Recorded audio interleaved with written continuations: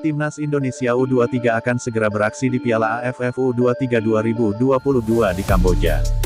Demi meraih gelar juara, skuad Garuda Muda harus mewaspadai 3 lawan berat di ajang ini. Piala AFF U23 2022 akan berlangsung sejak 14 hingga tanggal 26 Februari tahun 2022 mendatang. Shin Tae-yong selaku pelatih dan Timnas Indonesia U23 pun diunggulkan untuk menjadi juara ajang ini. Shin Tae-yong disebut akan memainkan beberapa pemain muda yang pernah unjuk gigi di Piala AFF 2020.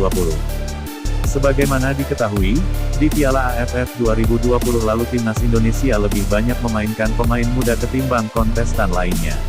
Para pemain ini rata-rata berada di bawah usia 23 tahun. Shin Tae-yong dan Timnas Indonesia harus mewaspadai setidaknya 3 pesaing berat di Piala AFF U23 2022 di Kamboja nanti. Lantas, siapa saja para pesaing terberat di Piala AFF U23 2022 itu? 1. Vietnam. Meski tanpa kehadiran Park Hang-seo dan hanya memainkan pemain U21, Vietnam tetap wajib diwaspadai karena punya perkembangan paling apik dibanding negara Asia Tenggara lainnya. Vietnam sendiri memilih menurunkan pemain U21 demi mempersiapkan para pemainnya tersebut jelang SEA Games 2023. Dengan rataan pemain yang masih muda dan minim pengalaman, Vietnam bisa menjadi ganjalan bagi Timnas Indonesia U23. Apalagi di usia U21, para pemain The Golden Stars akan memiliki fisik yang prima selama bermain. 2. Malaysia. Di fase grup, Timnas Indonesia U23 harus mewaspadai kebangkitan Malaysia bersama tim U23-nya. Apalagi, Harimau Malaya Muda akan dipimpin oleh Brett Maloney.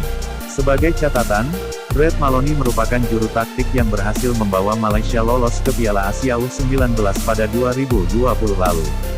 Dengan pengalaman itu dan pemain bekas Piala Asia U19, Brett Maloney juga bisa menjadi batu sandungan yang bisa saja menghentikan langkah Timnas Indonesia U23 di babak grup.